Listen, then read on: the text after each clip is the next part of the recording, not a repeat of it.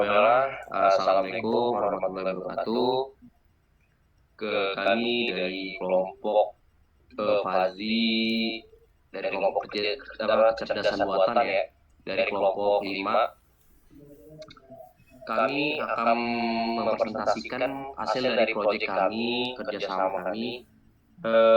Tujuan dari proyek kami itu untuk menganalisa, memahami kualitas konten yang tersedia di Netflix dengan mengeksplorasi dataset. Kita dapat melihat bahwa polarisasi genre dan memahami tren yang ada, mencakup informasi penting sesuai seperti judul, tahun rilis, genre, dan rating, yang memungkinkan kita untuk melakukan analisis yang lebih dalam. Nah, jadi sudah jelas kan tujuannya ngapain? Dataset tentang dataset Netflix. Nah, di dataset Netflix ini tuh ada 5 contoh baris pertama dari dataset Netflix yang berisi kolom pertama seperti judul, tahun rilis, terus sama genre dan rating. Dan di sini tuh data ini tuh memberikan gambaran awal tentang variasi konten yang tersedia di platform streaming dan menjadi dasar untuk analisis lebih lanjut mengenai pola dan tren dalam konsumsi konten-konten. Nah, selanjutnya akan dijelaskan oleh dari rekan-rekan atau tim project saya. Baik, jadi di video ini saya akan menjelaskan dari visualisasi missing value. Pada sel ini digunakan label missing no untuk memvisualisasikan keberadaan missing value pada dataset. Visualisasi berbentuk matriks memungkinkan identifikasi pada data kosong secara cepat dan intuitif, sehingga dapat diketahui pola mana yang memiliki missing. Hasil di dasar dalam menentukan strategi penanganan missing value pada tahap selanjutnya. Jadi output yang tertara garis putih menunjukkan data lengkap, garis hitam menunjukkan missing value. Terlihat bahwa missing value tersebar terutama pada kolom director, cache, dan country. Jadi di slide selanjutnya ada penanganan missing value. Pada penanganan missing value ini dilakukan proses penanganan missing value dengan pendekatan yang disesuaikan dengan jenis kolom missing value pada kolom kategorikal seperti director, cache, dan country diisi dengan nilai unknown untuk menjaga konsistensi data tanpa mengurangi jumlah baris. Sementara itu, baris yang memiliki missing value pada kolom penting seperti date, dan rating, dan duration dihapus karena kolom tersebut berperan signifikan dalam analisis pada proses pemodelan. Jadi untuk output yang dihasilkan tidak ada output table, tapi data sudah diperbarui, muncul future warnings, artinya syarat influence atau sama dengan true akan berubah di versi pendas dan mendatang, bukan error. Oke, baik, selanjutnya akan dijelaskan oleh rekan saya. Oke, selanjutnya saya akan menjelaskan verifikasi data bersih. Apa sih verifikasi data bersih itu? Itu kita kayak mengecek data-data yang sudah dilakukan pembersihan tadi ya. Kayak ngecek nilai hilang, data duplikat, dan semacamnya. Oke, pada sel ini berfungsi untuk memastikan seluruh missing value telah berhasil ditangani setelah proses pembersihan data. Pada tahap ini kami melakukan pengecekan ulang untuk memastikan bahwa seluruh data kosong telah berhasil ditangani berdasarkan hasil yang ditampilkan semua kolom bernilai 0, sehingga dataset sudah bersih dan siap untuk analisis. Ya, bisa dilihat itu outputnya, semua kolom bernilai 0, tidak ada data kosong. Ya berarti datanya itu bersih ya, guys. Oke. Deteksi di sini ada sel untuk deteksi data duplikat.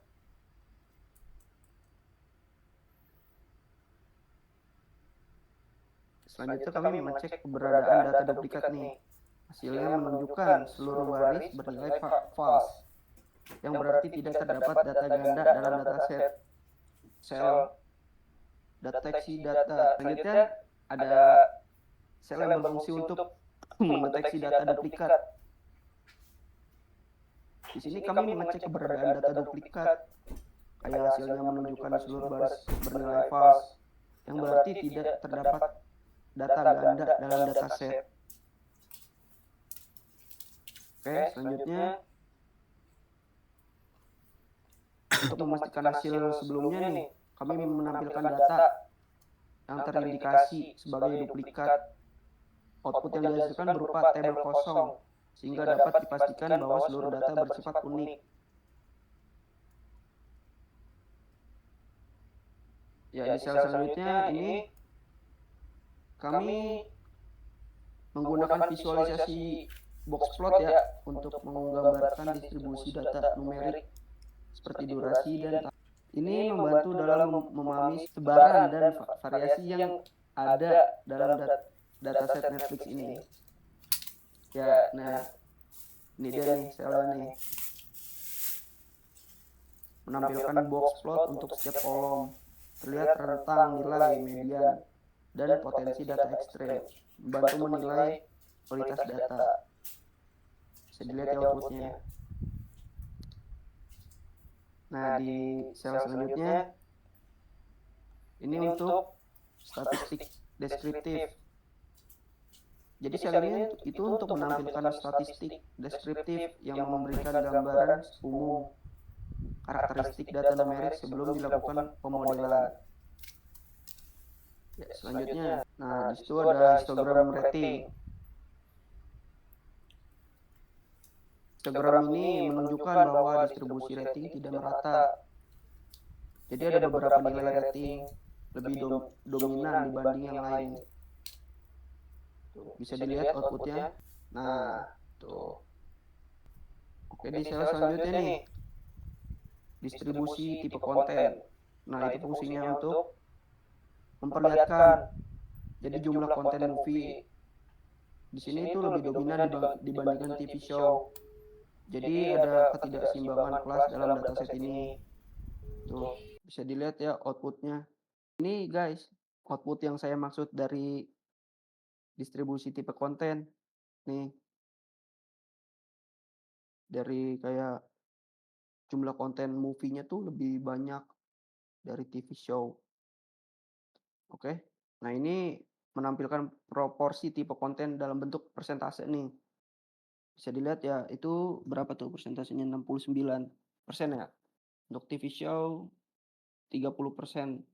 Nah, ini fungsi pada sel ini untuk menganalisis hubungan antara tahun rilis nih, rilis film dan durasi filmnya.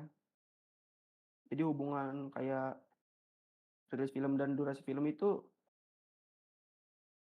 menunjukkan bahwa tidak terdapat hubungan yang kuat antara tahun rilis film dan durasinya. Data tersebar tanpa pola jelas. Tidak terdapat hubungan linear yang signifikan. Nah, itu dia output itu. Oke, sel selanjutnya untuk encoding data kategori. Fungsinya mengubah data kategori menjadi numerik agar dapat diproses algoritma machine learning-nya. Pada tahap ini, semua data kategori telah dikonversi ke dalam bentuk numerik, walaupun tidak menghasilkan output visual. Tahap ini sangat penting karena menandai kesiapan data untuk proses pemodelan. Nah, secara keseluruhan pada tahap ini dataset telah diverifikasi kebersihannya dan analisis distribusinya, serta dipersiapkan secara optimal untuk proses machine learning. Jadi tahap ini jadi pondasi penting nih dalam menghasilkan model yang akurat dan andal. Nah, sekian dari saya, selanjutnya akan dijelaskan oleh Kevin Syafiq.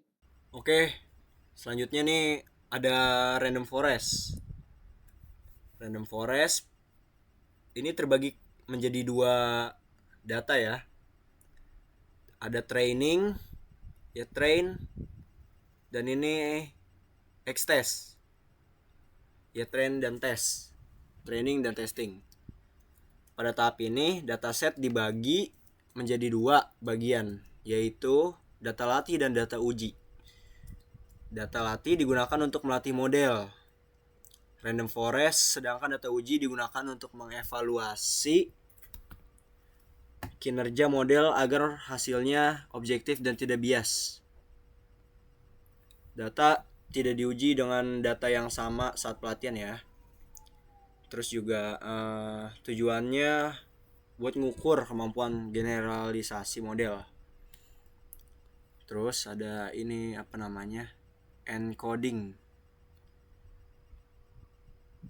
encoding data kategorial. Karena algoritma random forest hanya dapat memproses data numerik, maka data kategorikal seperti tipe konten dan atribut lainnya perlu diubah menjadi bentuk angka menggunakan teknik encoding. Ya, jadi seperti ini. Menggunakan label encoding, setiap kategori diubah menjadi nilai numerik. Tahap ini penting ya, tahap ini biar datanya bisa diproses oleh model machine learning. Terus ada pembuatan model random forest. Pembuatan model random forest digunakan pada penelitian random forest classifier. Random forest bekerja dengan membangun banyak pohon keputusan, kemudian menggabungkan hasil prediksinya untuk menghasilkan keputusan akhir yang lebih akurat dan stabil. Jadi biar lebih akurat dan stabil, kita pakai random forest classifier ini ya, menggunakan 100 decision tree. Terus ini penting karena mengurangi risiko overfitting. Cocok juga buat data yang banyak fiturnya. Terus proses pelatihan model, setelah tadi dibuat, terus kita latih ya, dilakukan menggunakan data training. Pada tahap ini model mempelajari pola dari data, khususnya untuk membedakan antara konten movie dan TV show. Poin pentingnya model mempelajari hubungan antar fitur. Prosesnya membangun aturan internal berdasarkan data. Terus selanjutnya data uji. Setelah model dilatih tadi ini nih ya, train ini setelah dilatih dilakukan prediksi terhadap data uji, di mana hasil prediksi ini kemudian dibandingkan dengan label asli untuk mengetahui seberapa baik kinerja model. Jadi diuji dulu biar bisa kelihatan gitu gimana baiknya, menghasilkan label prediksi. Terus juga digunakan sebagai dasar evaluasi performa, apakah presisi apa enggak gitu. Ada evaluasi juga nih, evaluasi ini berdasarkan ini ya, pengujian model random forest yang tadi ini menghasilkan poin sekitar 99,54%. Nilai ini menunjukkan bahwa model mampu mengklasifikasikan data dengan sangat baik. Akurasi sangat tinggi berarti ya. Terus kesalahan prediksi sangat kecil. Berarti dia hampir sempurna. Model efektif untuk klasifikasi tipe konten. Terus ada ini classification report. Oke, selanjutnya ada classification report. Nih yang ini ya. Classification report ini dilakukan menggunakan classification yang menampilkan nilai precision, recall, dan F1 score. Ini precision, recall, dan F1 score. Hasilnya menunjukkan nilai yang hampir sempurna pada kedua kelas, yaitu movie dan TV show tadi. Jadi nilai-nilai ini dihasilin dari movie dan TV show yang tadi kita udah tes. Precision, ketepatan prediksi. Jadi seberapa tepat prediksi yang dilakukan model tadi. Terus recall, kemampuan model menemukan data yang benar. Jadi dicari tuh data yang benar, kemampuannya. Terus F1 score, keseimbangan precision dan recall. Oke, selanjutnya akan dijelaskan oleh sobat kita, Balawan. Pada sel ini dibuat sebuah sistem logika fuzzy yang berfungsi sebagai mekanisme pengambilan keputusan berbasis aturan rule-based decision system. Sistem ini dibangun dengan mendefinisikan variabel input antecedent dan variabel output konsekuen, kemudian menghubungkannya melalui sekumpulan aturan fuzzy. Nah, output dari sel ini berupa numerik atau kris yang merupakan hasil akhir dari sistem logika fuzzy. Nilai ini dihasilkan setelah seluruh aturan fuzzy diproses dan dilakukan difazifikasi. Nilai output tersebut mencerminkan keputusan akhir berdasarkan kombinasi input. Yang kedua ada bersifat kontinu dan fleksibel. Yang ketiga tidak terbatas pada kategori tertentu, sehingga lebih realistis dibandingkan keputusan biner.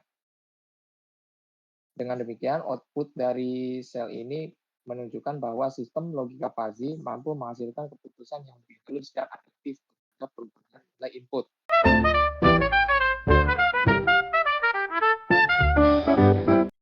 Baiklah, setelah tadi yang sudah dijelaskan oleh rekan-rekan saya, di mana tadi datanya sudah kita lakukan pembersihan, yang tadi ada datanya terdapat missing values juga, yang sudah ditangani oleh teman-teman saya. Lalu setelah melakukan missing values, ada juga data yang kita modelisasikan dengan machine learning, dengan algoritma random forest, dan sudah kita ketahui ya bahwa hasilnya tadi 0, sekian, dengan hasil cukup fantastis gitu ya, dengan yang hasil yang cukup bagus untuk model random forest. Nah, untuk saat ini termasuk ke bagian deploy, di mana di bagian deploy ini kita menggunakan fuzzy. Fuzzy itu tuh hanya sebagai rule bus if-nya saja, atau tuh kayak yang tadinya jenis kontennya misalnya dia iya atau tidak saja, berarti dia bisa kayak ada high, medium, low, jadi ada 3 gitu. Nah, di sini nih kita tuh mendeploykan suatu project AI-nya itu movie recommendation app Netflix. Jadi tuh misalnya saya sebagai user pengen mencari film, misalnya saya habis menonton suatu film. Taruhlah satu judul film itu, tadi saya habis menonton film dengan judulnya Narcos. Nah, saya ingin berterkaitan film yang judul dengan Narcos itu apa aja, gitu. Bisa kita lihat dari situ di judul tuh ada My Dynamite, El Cartel 2, ada El Chapo, terus ada juga similarity-nya, ada Medium. Nah, maksudnya apa sih? Medium itu, nah Medium itu tuh nilainya, jadi kayak semakin tinggi dia kalau mendekati satu, kalau dia angka dia satu berarti dia mirip atau mendekati. Nanti kalau dia 0 atau pokoknya di selain satu 0 itu berarti dia, rekomendasinya itu low kalau enggak medium, kayak sekarang ini nih. Dia hampir mendekati satu, tapi kalau dia atau dia satu, dia pasti high. Dia akan berarti sangat-sangat mirip judul tersebut, rekomendasi film tersebut. Nah, terus ada yang kedua, yang bawahnya itu memprediksi jenis konten. Nah, misalnya, kita ingin mau tahu nih, konten kita nih, termasuk jenis movie atau TV show. Nah, misalnya kita taruh di sini misalnya PG, nih dalam durasinya kita taruh 90 menit.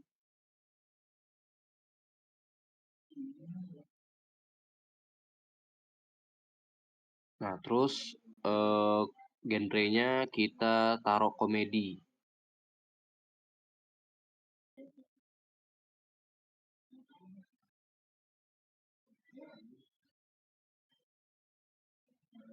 Nah, lalu kita prediksi, nah, maka akan keluar hasilnya jenis kontennya itu movie.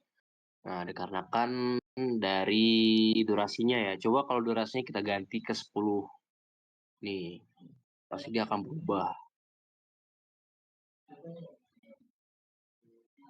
dia akan berubah ke TV show. Berarti dia tetap mempengaruhinya itu eh, durasinya ya. Dari durasi dari film itu tetap berpengaruh. Dia tuh menentukan di TV show atau movie gitu. Nah, baiklah, sekian yang dapat saya jelaskan. Lebih dan kurangnya mohon maaf. Inilah akhir dari penjelasan kelompok kami. Lebih dan kurangnya kami mohon maaf. Wabillahi taufiq wal hidayah. Wassalamualaikum warahmatullahi wabarakatuh.